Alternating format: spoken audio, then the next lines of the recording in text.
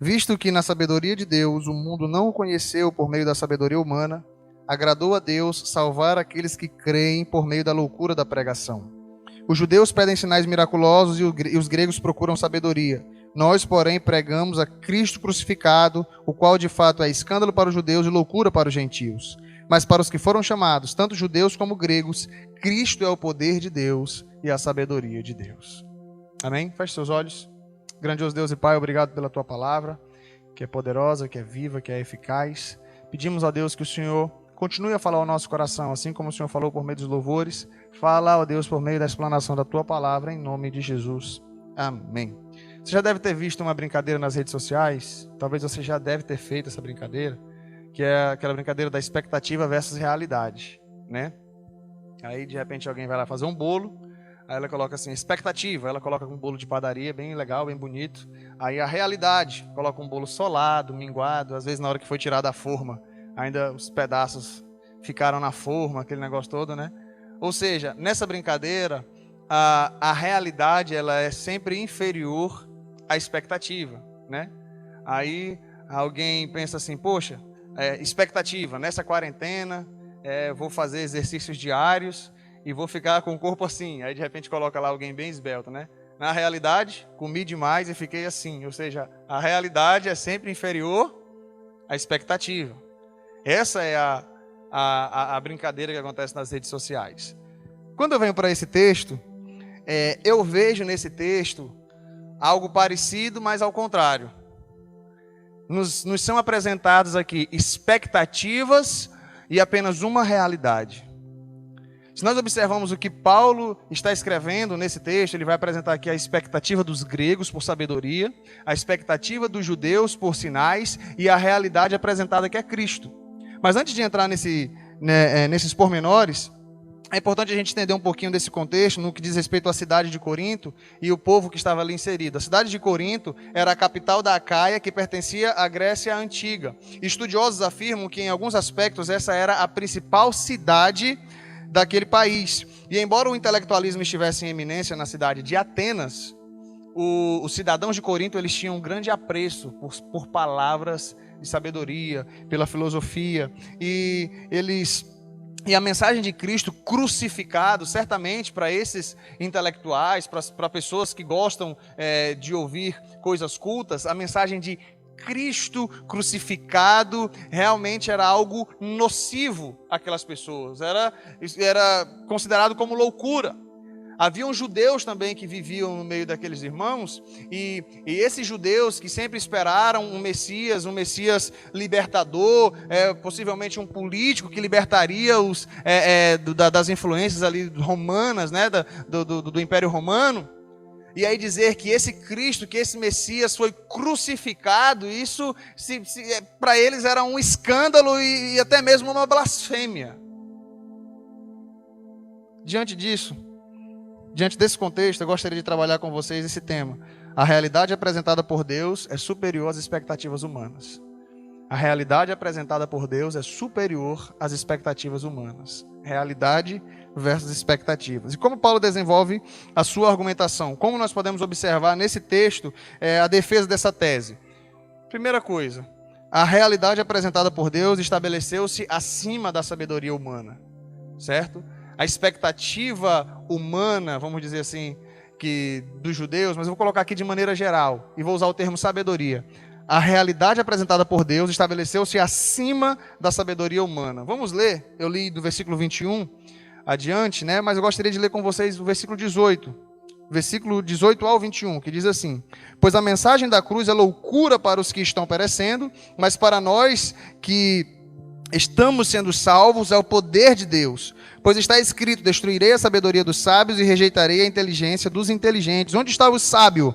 Onde está o erudito? Onde está o questionador desta era? Acaso não tornou Deus louca a sabedoria do mundo? Sabedoria deste mundo, visto que na sabedoria de Deus o mundo não conheceu por meio da sabedoria humana, agradou a Deus salvar aqueles que creem por meio da loucura da pregação. Paulo apresenta a sabedoria de Deus estabelecendo-se acima da sabedoria humana, acima das expectativas humanas. E no verso 19, Paulo cita Isaías 29:14. Ele diz, como está escrito, destruirei a sabedoria dos sábios e aniquilarei a inteligência dos instruídos. Ele está apresentando a profecia que apontava para o cumprimento da loucura do Evangelho. Isaías 29:14 era uma profecia que apresentava a loucura do Evangelho. Quando Deus diz, destruirei a sabedoria dos sábios e aniquilarei a inteligência dos instruídos. E aí no versículo 20, Paulo começa a questionar onde é que estão os grandes sábios desta era. Onde é que estão os grandes sábios que não conseguiram compreender a sabedoria de Deus? Preste bem atenção nisso. Porque ele começa a questionar, versículo 20. Onde está o sábio? E aqui, possivelmente, ele esteja falando dos filósofos, né? Onde está o sábio? Os filósofos gregos em geral. E ele continua, onde está o erudito? E algumas versões vão dizer o escriba, que aí faz uma referência aos estudiosos judeus da Torá. Onde é que eles estão? E aí ele prossegue. Onde está o questionador desta era? Que alguns estudiosos podem dizer que aqui sejam os sofistas, que era uma classe que existia lá na Grécia Antiga, de bons oradores, né, que gostavam de debater, gostavam de apresentar conhecimento. Então, onde é que estão eles? Onde é que está o questionador dessa era? Aí ele pergunta, acaso não tornou Deus louca a sabedoria deste mundo? Preste bem atenção nisso. O que Paulo está dizendo aqui, o que ele está perguntando é, cadê os sábios, os inteligentes, cadê os judeus, cadê os estudiosos da lei que de alguma maneira estão querendo explicar a sabedoria de Deus e não estão conseguindo? E aí J. Blanchard vai dizer, a cruz de Cristo sempre será ofensiva para o homem natural. O que eu entendo aqui, irmãos, no versículo 21, quando Paulo diz, visto que na sabedoria de Deus o mundo não o conheceu, por meio da sabedoria humana, agradou a Deus salvar aqueles que creem por meio da loucura da pregação. A reflexão que eu faço é o seguinte, que a sabedoria de Deus está nesse nível e a sabedoria do homem está nesse nível. Sabedoria de Deus, sabedoria do homem. Aquilo que o homem não consegue explicar, ele chama de loucura. Aquilo que o homem não consegue explicar, ele chama de insano. Aquilo que ele não consegue explicar por meio das suas técnicas, por meio das diretrizes que ele mesmo determinou. O próprio homem definiu ciência, o próprio homem definiu os termos para dizer o que é ciência. E se Deus não se enquadra nesses termos estabelecidos pelo homem, ele diz, isso é loucura. Ou não existe, ou é irreal. Porque eu não consigo pesquisar, porque eu não consigo ver, porque eu não consigo ouvir, porque eu não consigo perceber, porque eu não consigo estudar, é loucura. Não existe. A sabedoria de Deus estabeleceu-se acima da sabedoria humana. Aí Paulo diz, como o homem, na sua sabedoria humana, não conseguiu compreender, não conseguiu entender, não entendeu, não conheceu a sabedoria de Deus. Isso eu acho muito forte. Agradou a Deus salvar os que creem por meio da loucura da pregação. Foi do agrado de Deus. Aprove a Deus salvar os que creem por meio da loucura da pregação. Sabe, na faculdade eu fico vendo assim essa influência científica e tal, e os antropólogos dizem que a gente não pode pregar o evangelho aos indígenas porque a gente vai modificar a cultura. Você vai lá para o campo da filosofia, o objetivo do filósofo é questionar, é perguntar e talvez obter respostas que eles nunca vão conseguir porque as respostas estão na palavra de Deus. De onde viemos, para onde vamos, as palavras, a Bíblia responde. A psicologia tenta de alguma maneira responder ou satisfazer o vazio da alma humana que só pode ser preenchido por Cristo. Irmãos, aprove a Deus salvar os que creem por meio da loucura da pregação. Porque a ciência humana, porque a sabedoria humana não são capazes de fazê-lo.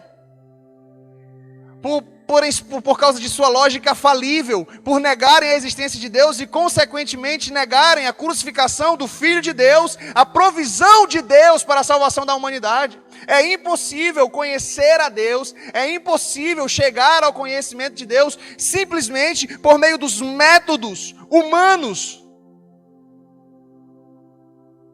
se não for por meio da loucura da pregação.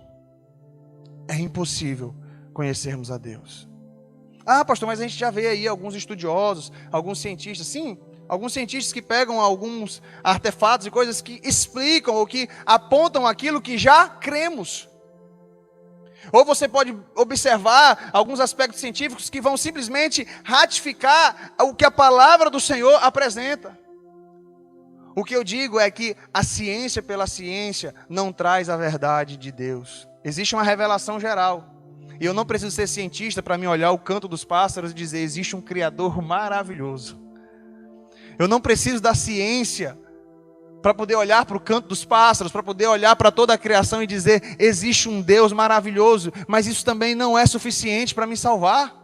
Isso é a revelação geral. A revelação geral, ela condena, mas não salva. Nós precisamos da revelação especial. Guarde isso, existe a revelação geral e a revelação especial. A revelação geral são as coisas criadas. Todo mundo olha para a criação e diz, eu preciso dizer, como diz lá em Romanos, eles são indesculpáveis. Porque olhando a criação, muitos preferem adorar a criação e ignoram o Criador. Isso é a revelação geral. E todos são indesculpáveis diante de Deus, porque eles chegam ao conhecimento de Deus por meio das coisas criadas. Mas a salvação é por meio de Cristo. É por meio da loucura da pregação. É por meio de loucos que pregam o evangelho, que pregam a palavra. Porque, gente, existe cientista que conhece a Bíblia de capa a capa, conhece mais do que eu e você, os fatos narrados na Bíblia, mas não creem, porque não querem dar o braço a torcer e dizer que creem em uma loucura, porque eles são cientistas. E eles se baseiam na verdade da ciência. A verdade de Deus é considerada loucura. Porque a palavra de Deus é loucura para os que perecem. Mas para os que são salvos, para nós que estamos sendo salvos, como diz a NVI, é o poder de Deus. Irmãos, na sequência, ele vai falar dos judeus. Deus vai além das expectativas dos judeus por sinais. Preste bem atenção, a realidade de Deus estabeleceu-se acima da sabedoria humana. Primeiro ponto. Segundo ponto, a sabedoria de Deus vai além das expectativas dos judeus por sinais. Olha o versículo 22 e 23. Os judeus pedem sinais miraculosos, os gregos procuram sabedoria. Nós, porém, pregamos Cristo crucificado, o que é escândalo para os judeus e loucura para os gentios. Então, antes de falar dos gentios, gregos, vamos falar aqui dos judeus. A palavra do Senhor diz que a expectativa dos judeus são sinais. E a mensagem de Cristo crucificado é um escândalo para os judeus. Irmãos, a busca dos judeus por sinais fez com que eles rejeitassem o evangelho que prega Cristo crucificado. Vamos narrar um pouquinho, rapidamente aqui, a história dos judeus. Abraão, que não podia ter filhos, juntamente com Sara, recebem a promessa de seu filho, Isaque. Isaque é fruto de promessa. De Isaque vem Jacó, que também filho de mãe estéril, escolhido por Deus. De Jacó vem 12 filhos.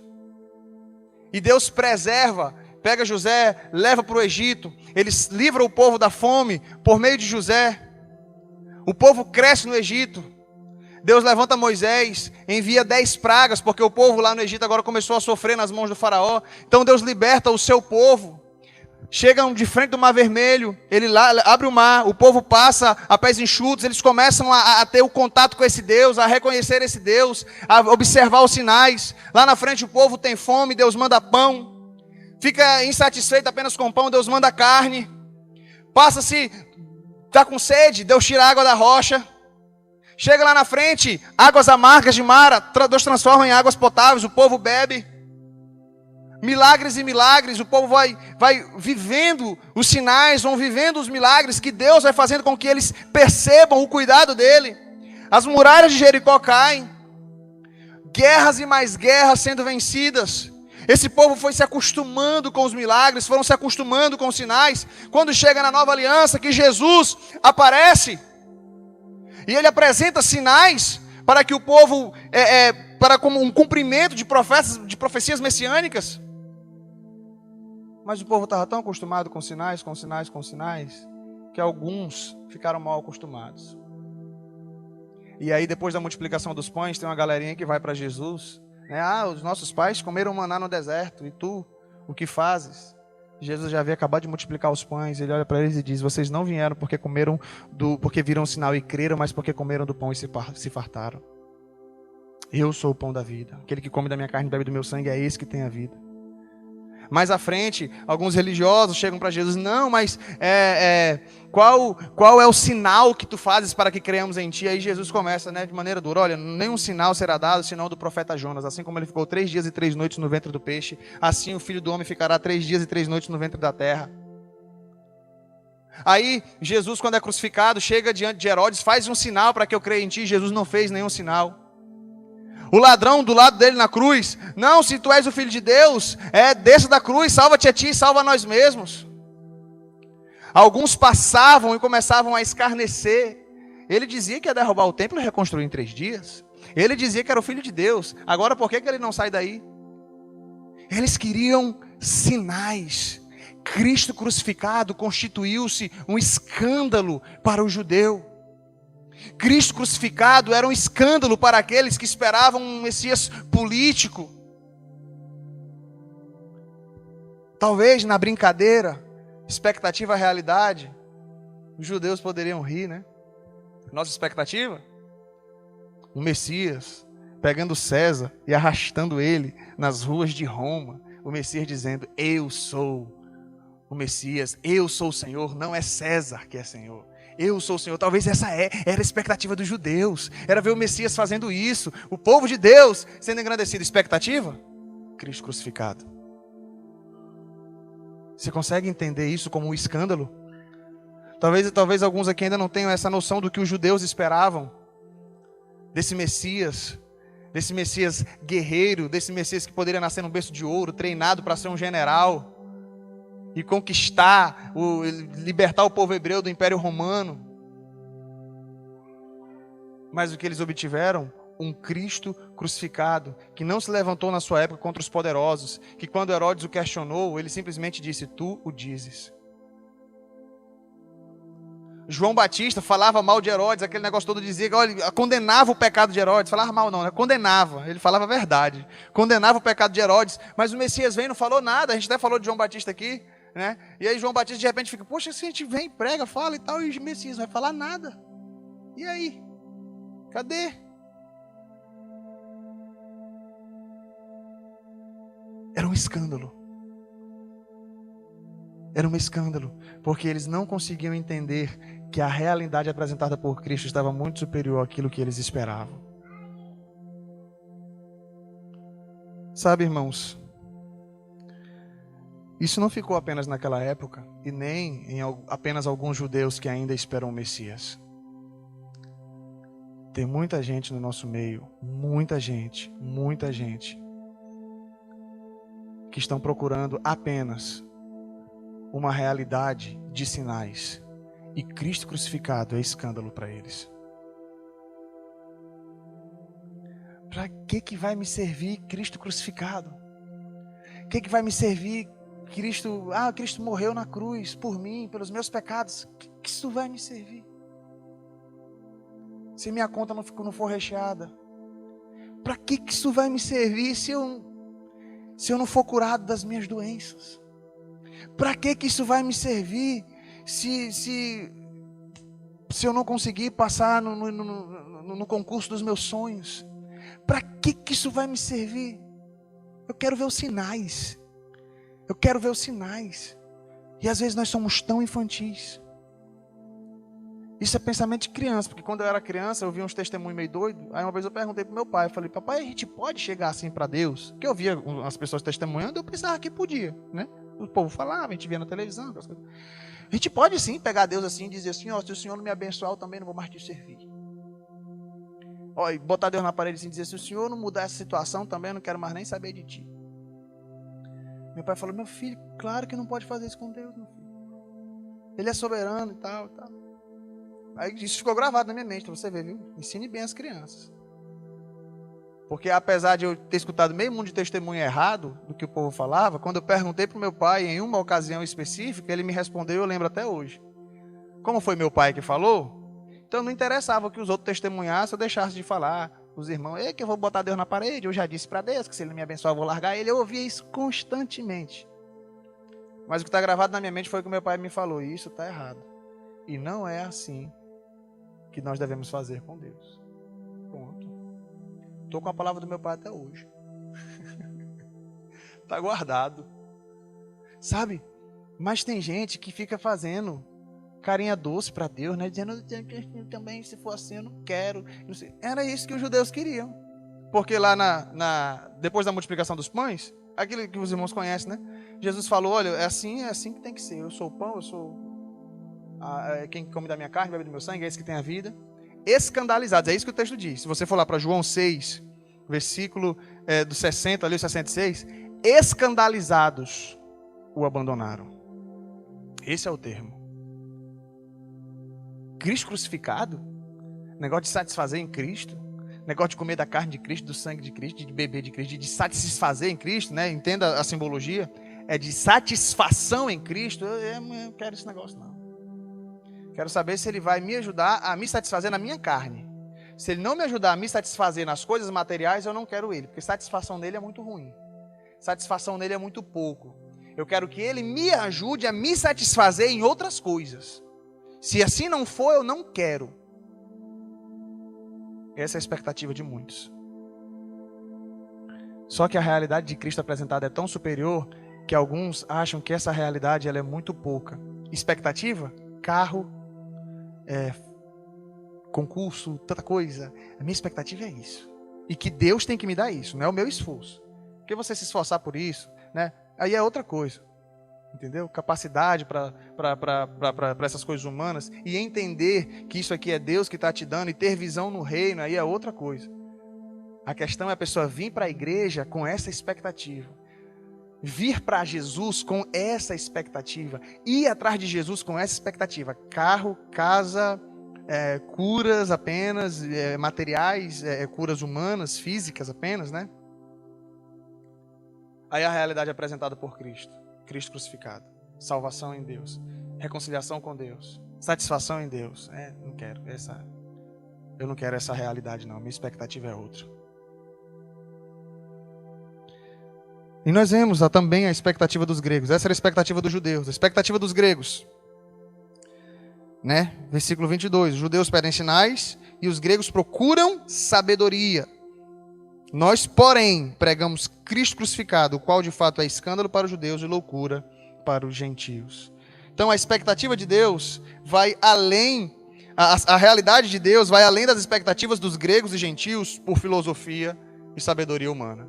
Irmãos, enquanto o foco dos judeus estava nos sinais, o foco dos gregos era na sabedoria, era na eloquência, era na filosofia, na intelectualidade. Foi de lá que saíram os clássicos da filosofia. Né? O Sócrates, Platão, Aristóteles. A mensagem de Cristo crucificado não fazia nenhum sentido para eles. Como pode um Salvador morrer em uma cruz? Como pode um Salvador morrer de uma maneira trágica, de uma maneira hedionda? É só os miseráveis que morrem assim. E os irmãos em Corinto, se você for observar, eles estavam se enveredando por esse culto à personalidade. Uns diziam, eu sou de Apolo, outros diziam, eu sou de Pedro, outros diziam, eu sou de Paulo. Os mais espirituais diziam, eu sou de Cristo. Aquele que se sentia melhor do que os outros. Né? Eu vi uma interpretação desse texto aqui que é bem interessante. Aí tem aquela discussão, eu sou arminiano, eu sou calvinista. Aí chega o mais espiritual, eu não sou de nenhum desses dois, eu sou de Cristo. Aí você percebe o espírito de arrogância. Né? Ele está querendo se colocar como superior aos outros, do mesmo jeito, está com o mesmo espírito. Usando a palavra certa, mas com o espírito de arrogância. Mesma coisa. Aí está o povo tudo em facção. E aí Paulo vai e fala, por acaso foi eu que fui crucificado por vocês? E aí, percebendo essa disputa, porque naquela época existia, né? E até hoje existe essa dicotomia, e as ciências estão embasadas nesses princípios filosóficos, né? De Platão e Aristóteles, discípulos de Sócrates. E aí alguns levam seguem uma ideia mais platônica, outros mais aristotélica.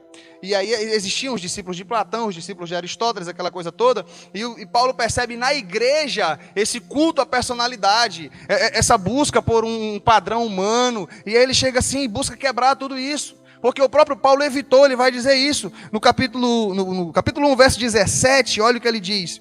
Pois Cristo não me enviou para batizar, mas para pregar o evangelho, não porém com palavras de sabedoria humana, guarde isso, para que a cruz de Cristo não seja esvaziada. Paulo diz que teve até um cuidado de levar o evangelho aos romanos, não mostrando muita eloquência, para que eles não entendessem de maneira diferente, porque eles tinham tanto apreço por isso, que Paulo se preocupou, não. Preste bem atenção aqui, vocês precisam entender a graça de Deus e o poder de Deus, Cristo crucificado, o Evangelho. Olha o capítulo 2, do verso 1 ao verso 5. Capítulo 2, do 1 ao 5. Eu mesmo, irmãos, quando estive entre vocês, não fui com um discurso eloquente, nem com muita sabedoria para lhes proclamar o mistério de Deus, pois decidi nada saber entre vocês a não ser Jesus Cristo e este crucificado. E foi com fraqueza, temor e com muito tremor que estive entre vocês. Minha mensagem e minha pregação não consistiram em palavras persuasivas de sabedoria. Os sofistas faziam isso, eles queriam ganhar o discurso por meio de palavras bonitas, né? E existia no meio deles. Então, ele vai dizer isso. Olha, versículo 4, capítulo 2. A minha mensagem, a minha pregação não consistiram em palavras persuasivas de sabedoria, mas consistiram em demonstração do poder do Espírito, para que a fé que vocês têm não se baseasse na sabedoria humana, mas no poder de Deus. O que Paulo estava dizendo é que a realidade apresentada por Deus ia além das expectativas dos gregos, por sabedoria, por intelectualidade. Sabe, irmãos, existe hoje um grupo, e isso está se tornando cada vez mais forte no nosso meio, porque na época do seminário, a gente já ouvia falar, mas ainda não estava tão forte como está hoje, essa questão do liberalismo teológico. O liberalismo teológico é uma tentativa, estou falando o liberalismo teológico, na realidade, é começar a se apartar das escrituras. Então, existe um liberalismo teológico místico, como tinha um professor meu que ele dizia assim, ó, as duas partes são consideradas, eu considero um liberalismo teológico, meu professor falou. O que? É o misticismo. O que é o misticismo? Espiritualiza tantas coisas que sai da Bíblia. Eu não me baseio pela Bíblia, eu me baseio pelos sonhos, eu me baseio pelas visões, eu me baseio por toda coisa, menos pela Bíblia. Grave o que eu estou dizendo. Não estou dizendo que eu não creio nisso. Deus fala comigo por meio de sonhos. Eu creio no ministério de profecia e ministério de visões. Creio piamente nisso. Eu condeno uma vida baseada nisso. Então isso é liberalismo teológico. É abandonar as escrituras para viver num outro padrão. E isso não é Bíblia, isso não é Evangelho. Aí existe o outro lado, que é o que eu quero falar aqui com vocês agora, que é o liberalismo teológico embasado nessa intelectualidade, uma tentativa de tornar a palavra de Deus racional.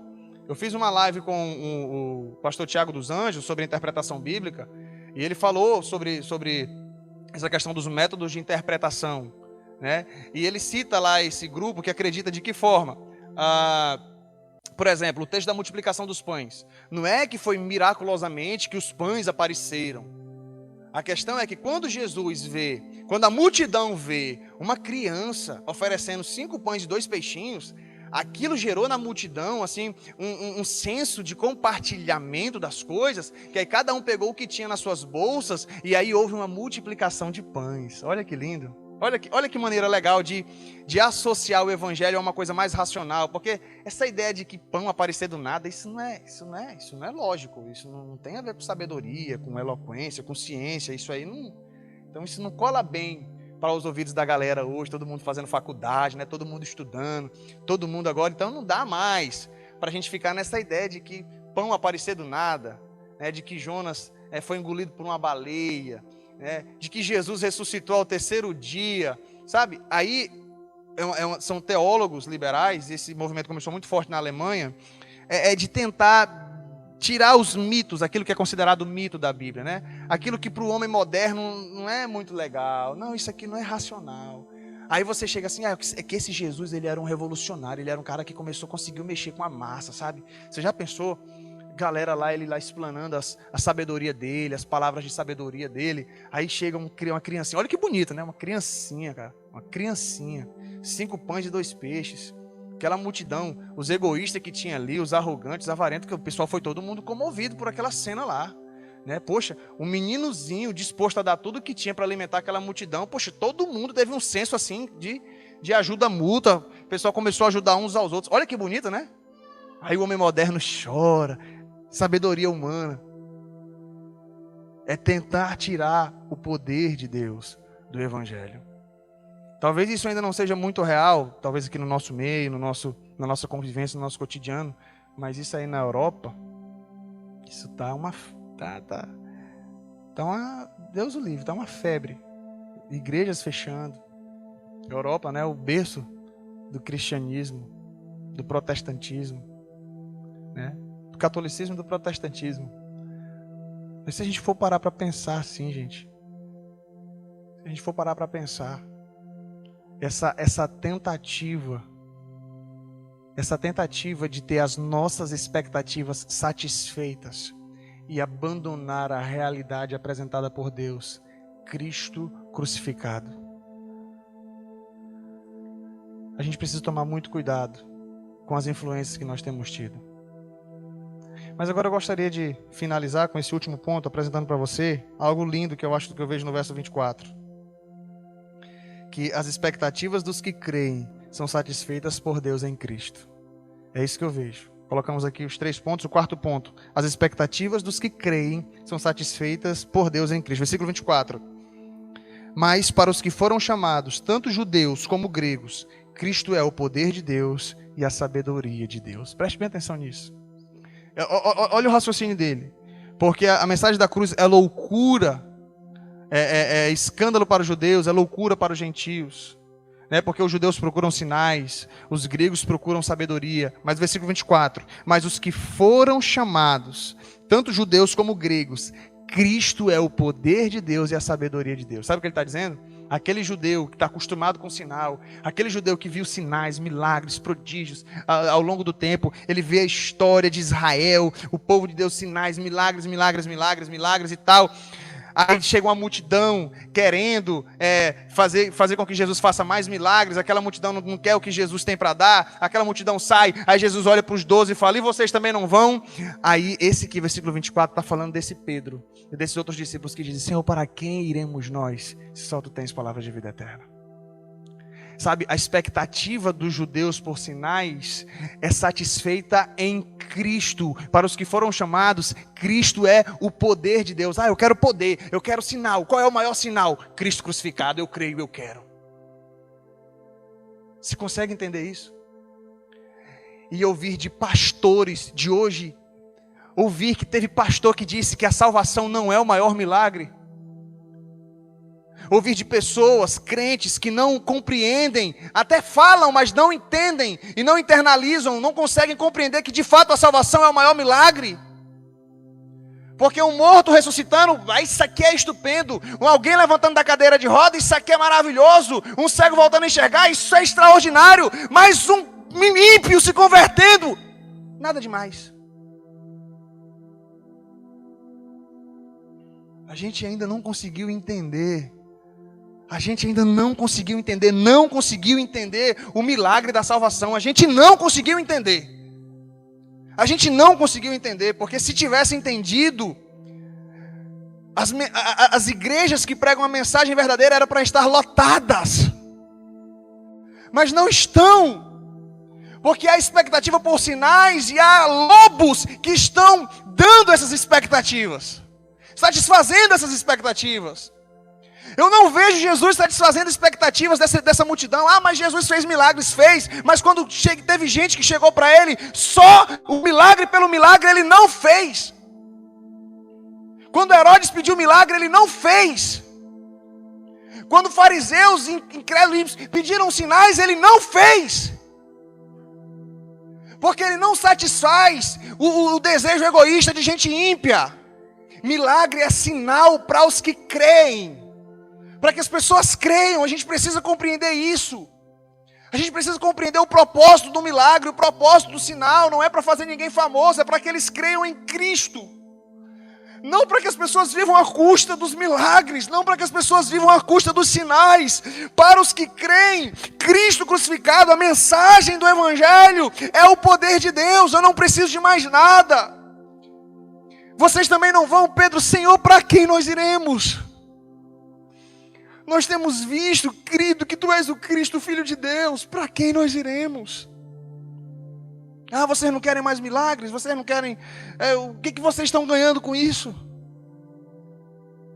Irmãos, eu não vi milagres extraordinários na vida dos 12. Eu vi a cura da sogra de Pedro. Você vê alguma outra coisa? Pode ter acontecido, sim.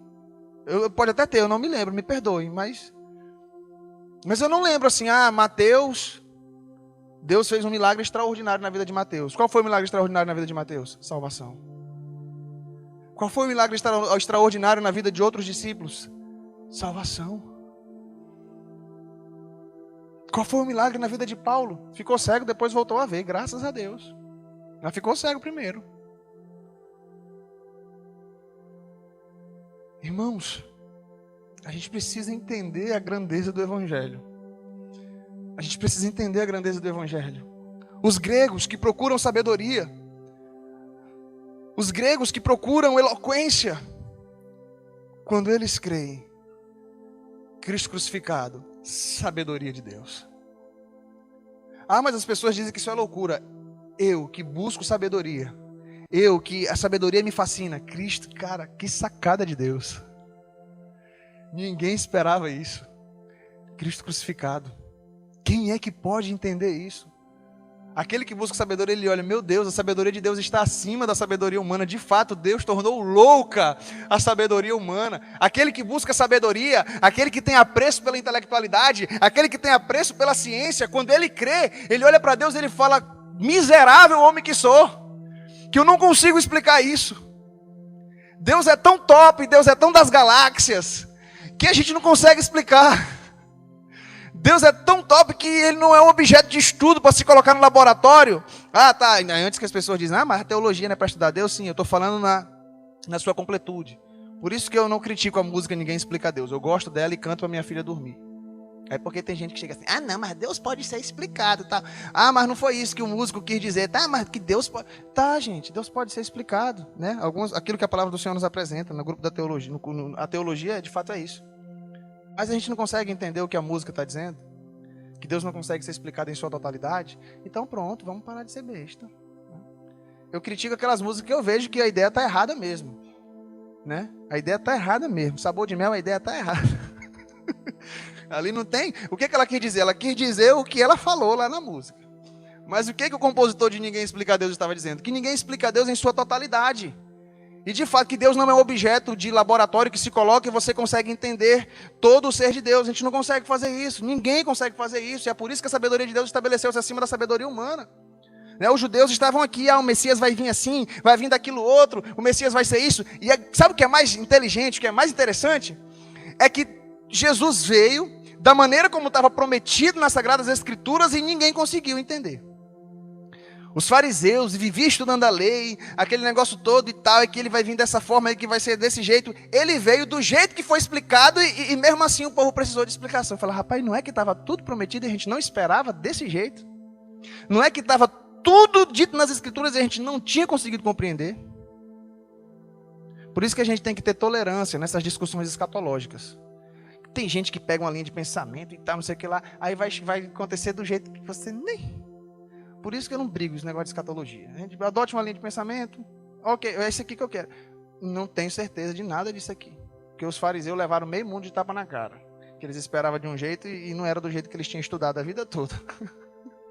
Então pode ser, a gente faz linha de pensamento, aquele negócio todo, e talvez essa linha de pensamento esteja tudo errado. Esteja uma única coisa certa. O quê? Jesus vai voltar, vai julgar. Aquilo que todas as linhas de pensamento estão em comum, talvez seja a única coisa que vai acontecer. O resto está tudo errado. Talvez seja. Porque os fariseus tinham os saduceus que dizia que não havia ressurreição de mortos. Aí tinha os fariseus que já acreditavam na ressurreição dos mortos. Aí os fariseus que acreditavam na ressurreição dos mortos também estava tudo errado na maneira que eles acreditavam que Jesus ia vir. E aí todos foram surpreendidos pela sabedoria de Deus. Creia. Creia nesse Deus. creia na mensagem do Evangelho, creia na sabedoria de Deus que está acima da sabedoria humana, sabe? E a gente precisa se satisfazer nele. Para os que foram chamados, tanto judeus como gregos, Cristo é o poder de Deus e a sabedoria de Deus. Aí eu te pergunto, quais são as suas expectativas? Que foi isso que eu falei no videozinho, né? Eu terminei. Minha expectativa antes de aceitar Jesus era a riqueza. A minha expectativa antes de aceitar Jesus, ó. Antes de compreender mais profundamente o Evangelho, era ter um Corolla. Qual era a sua maior expectativa? Um Corolla. Eu quero ter um Corolla. Meu desejo é ter um Corolla. Talvez eu morra sem ter. E eu nem acho mais o Corolla, essas coisas todas. Nem acho mais. Que expectativa pequena, né? Aí a minha compreensão do Evangelho ficou mais aguçada. Qual é a minha expectativa? Cristo. Cristo. Eu tinha uma bicicleta, estava feliz, pedalando com Cristo. Aí ele me deu uma pop, estava feliz, acelerando com Cristo. Hoje eu tenho um golzinho. E estou feliz, dirigindo com Cristo. E o que tem que ter no meu coração? Se Deus falar assim, ei, vamos dar esse gol para a obra, vamos dar para a obra, a gente volta para a bicicleta e feliz com Cristo. Porque a minha expectativa está em Cristo. A nossa expectativa não tem que estar nessas coisas. Assim como muitos irmãos aqui, que a sua expectativa está em Cristo. Estou falando do meu exemplo, mas você pode contar o seu exemplo, o seu testemunho, que a sua expectativa está em Cristo. Anda a pé, cantarolando e louvando a Deus, porque a sua expectativa é Cristo. Pronto. Qualquer outra coisa que Ele me der, glória a Deus. Se Ele não me der, amém. Eu tenho Ele, eu tenho tudo. Essa é a nossa expectativa, Cristo. E aí, eu vou citar uma frase de John Piper, a gente já está finalizando. John Piper, ele apresenta os seus livros essa plena satisfação em Cristo, né? E no livro lá, Lutando contra a Incredulidade, ele cita alguns textos onde Jesus, aquele que come da minha carne, bebe do meu sangue, esse tem a vida, falando com a mulher samaritana, aquele que bebe dessa água jamais terá sede, aquele que vem a mim bebe, ele começa a falar sobre satisfação, e aí John Piper cita essa frase: o objetivo das ilustrações de beber e comer é tornar clara a essência da fé. Guarde isso, o que é fé?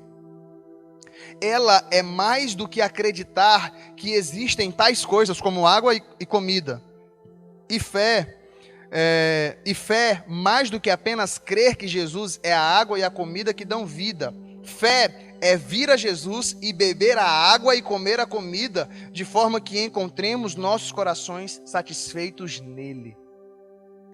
Aí tem gente, não, eu tenho fé que Deus vai me dar a casa dos sonhos. Me perdoe ele dizer, essa não é fé em Cristo. Que fé é essa? A fé comum. A fé de que o meu time vai ser campeão no final do mês. É uma fé que não precisa se concretizar. Qual é a fé salvífica? Em Cristo eu tenho tudo que eu preciso. Em Cristo eu estou satisfeito. E a casa dos sonhos? Se Deus quiser me dar, eu até sonho com a casa. Vai conseguir? Não sei. Se eu precisar dessa casa, Deus vai me dar. Se eu não precisar, Ele até pode me dar de alguma maneira, né, para que eu possa ajudar outras pessoas. De repente Ele me dá para ajudar outras pessoas que precisam. De repente eu nem precise, mas Ele coloca sobre a minha posse para que outras pessoas desfrutem. Que acontece isso, né? Deus abençoa. Tem pessoas aí que tem 18 casas. Ele precisa dar 18? Ele mesmo não. Mas de repente Ele dá. Ele está aqui, ó. Tem uma missão que tem missionários que não envia pessoas. Está aqui essa casa aqui. Ajuda. Sabe? Satisfação em Deus, irmãos. Ele me deu, não me deu. Amém. Eu estou satisfeito nele. Tudo é dele. Essa expectativa e realidade é isso que eu gostaria que os irmãos pensassem. A realidade apresentada em Cristo é superior a qualquer expectativa. E eu vou finalizar com essa frase. Enquanto eu refletia sobre isso, eu pensei, né?